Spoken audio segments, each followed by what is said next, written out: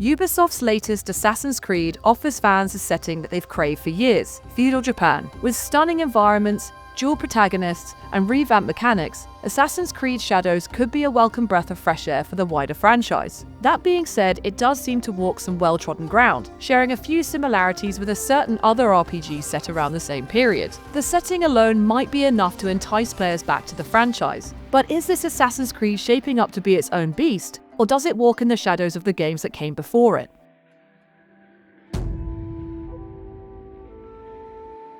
My hands-on experience with Assassin's Creed Shadows was split into two sections. The first allowed me to play through the game's prologue, introducing our two protagonists, Yasuke and Naoe. Yasuke arrives in Japan in the company of Portuguese priests as a slave, although he's been given the name Diogo. He serves the priests as a bodyguard on their way to meet Lord Oda Nobunaga to negotiate free roam across the land. Lord Nobunaga grants the priests their wish, only in exchange for Diogo, who he's intrigued by. Soon after, Diogo, now given the name Yasuke, fights alongside Lord Nobunaga as his samurai. We also meet Naoe, a young woman who, alongside her father, is defending her home and people against Lord Nobunaga's forces. With forces closing in, Naoe is sent by her father to retrieve and protect a special box in the mountains, which is the key to finding the series' iconic hidden blade. Unbeknownst to her though, she's followed and attacked. The secret box is stolen, and of course, Naoe takes it upon herself to retrieve it from her attackers. With a few battles and some linear progression, the prologue's finished and I'm dropped into the second part of the preview, set much later in the game's open world. Our two protagonists, now working together, initiate a questline centered around thwarting an attack on Lord Hideyoshi's allies. With little context for the importance of this questline, owing this to being a preview, I'm presented with a choice to undertake the task as either Yasuke or Naoe. Very little changes outside of a few dialogue lines, regardless of who you pick, and you can swap between the two throughout the questline. In between quest beats, there's ample space to roam around the open world, pick up side quests, and do some good old-fashioned exploration.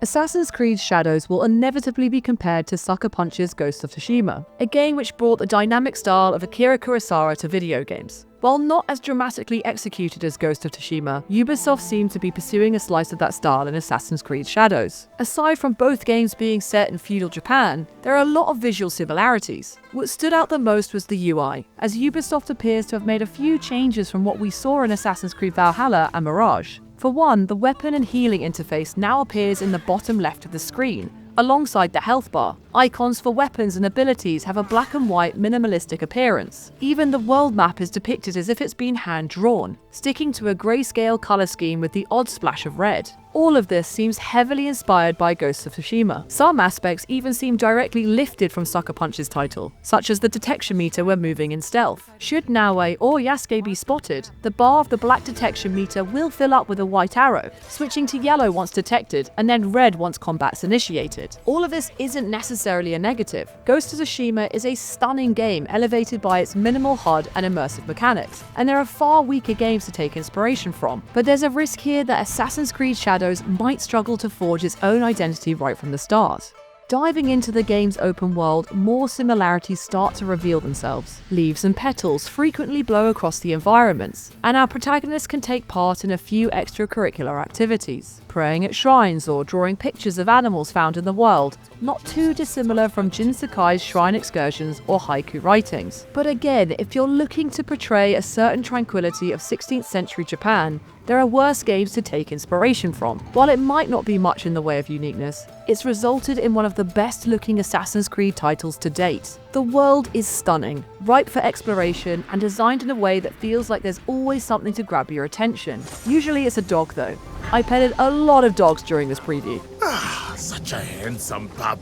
Assassin's Creed Shadows features two protagonists which players can switch between pretty much on the fly. You can start a quest as Yasuke and finish it as Naoe, swapping between them to play their strengths. Yasuke is essentially your tank, better equipped for combat and damage dealing in lieu of speed and stealth. Naoe is the opposite and plays more in line with a typical Assassin's Creed protagonist. Where Yasuke plods along, Naoe makes light work of any traversal obstacles. However, in direct combat, she's far less effective than our non-native samurai.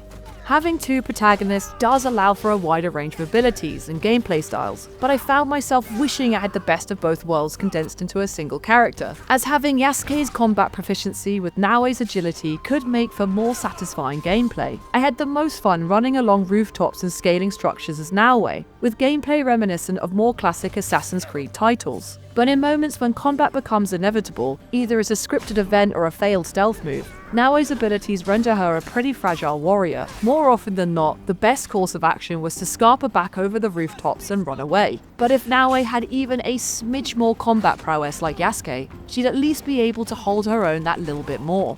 I'm not saying she'd be an infallible fighter, but that if push comes to shove, those combat encounters could become that bit more thrilling, and a bit less annoying. In contrast, playing as Yasuke elevates those combat woes. Equipped with a sword, Yasuke fights as a samurai, but he also has a firearm. It's slow to load, but effective if you're able to put some distance between you and your enemies. The problem is that Yasuke is also slow, and creating that distance is tricky with all the armor weighing him down. Forget escaping to the rooftops. Yasuke isn't a skilled climber, and should he make it up there, he'll be carefully treading across every tile at a snail's pace. No, Yasuke's built to be in the thick of battle. He can slice at foes with a quick katana hit, strike them where they stand with an otherworldly dash, or send them flying 10 feet away with a powerful kick. Ubisoft isn't aiming for realism, evidently. With mechanics split across two characters, I found myself switching between them more frequently than I would have liked. I'd start making my way to the top of a vantage point as Yasuke, only to get so far before noticing there were no handholds for him to latch onto. I'd then have to switch to Naoe, who has a grappling hook at her disposal to complete the rest of the climb. Switching protagonists has its uses.